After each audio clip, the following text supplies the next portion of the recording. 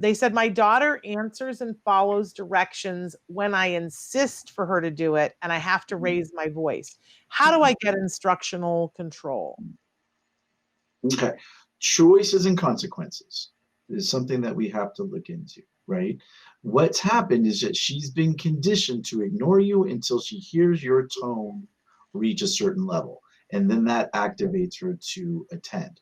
Good news is she attends. Good news is she's compliant.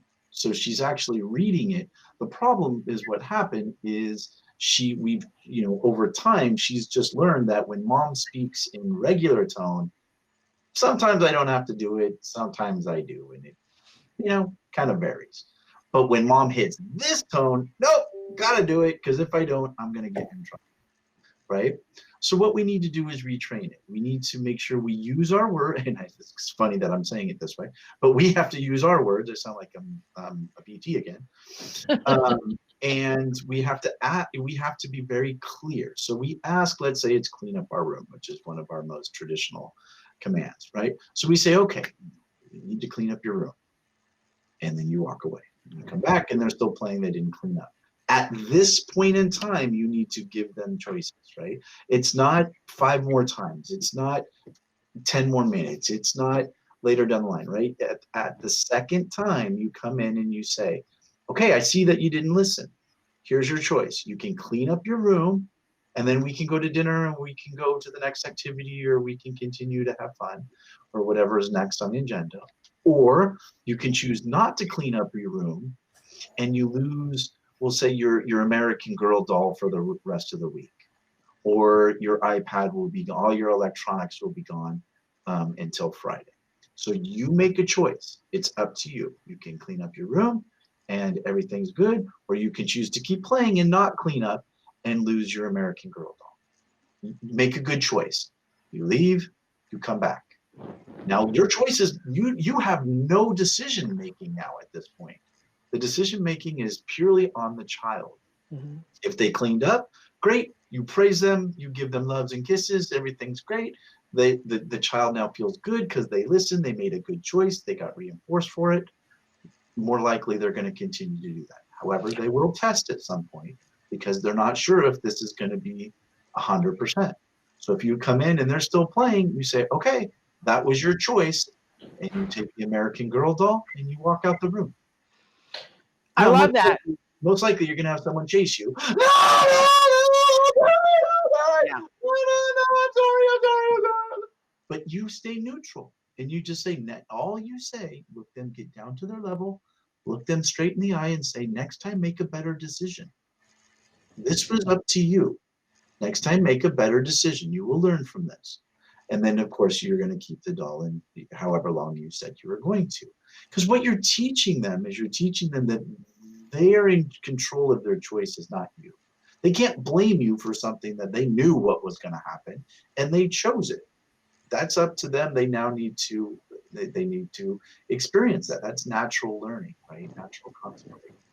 So however, make sure that when they do listen and they do clean up, you give them as much praise, love, kisses, high fives, tickles, everything to make sure that they know mommy and daddy are proud of them. Mm-hmm. Yeah.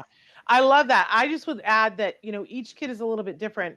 For my son, we would have had to have started with an antecedent thing first, saying, hey, guess what? When your room is clean, we're going to go and do that thing that you really like to do. So, but first this, then this.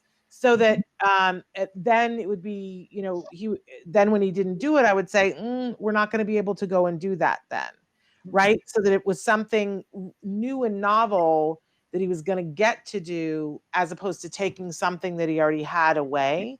That I just always found that worked better for him. And I will also say too, that what's scary for me as a parent is that, whatever you put in place, you got to follow through on it, right? So be careful what you put in place. So if you say you lose your American doll for a week, you're going to have a week of misery.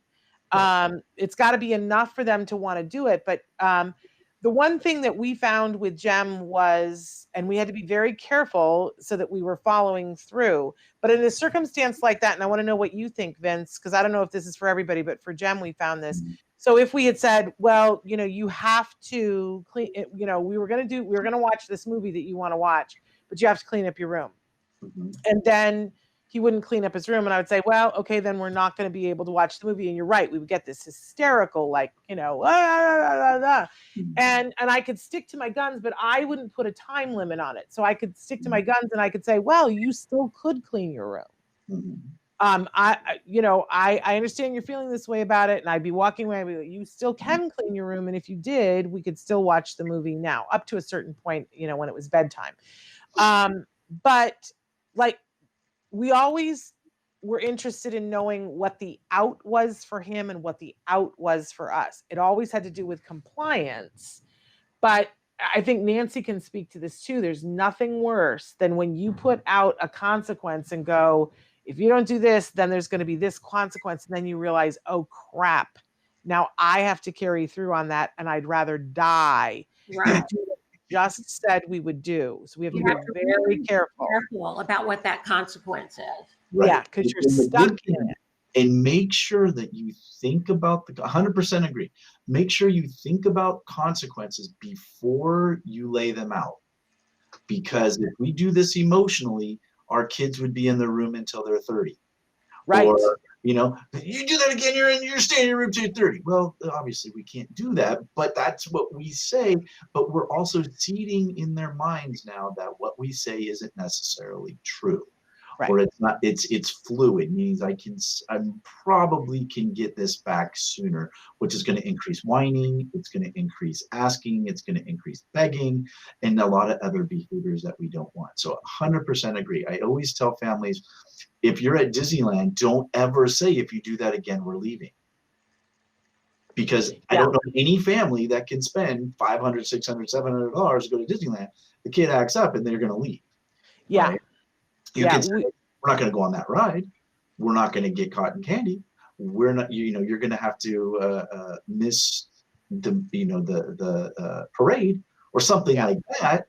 That's something that could be done. But like you said, be very conscious, very, very aware of what are the things that you can follow through with that will be effective. Yeah.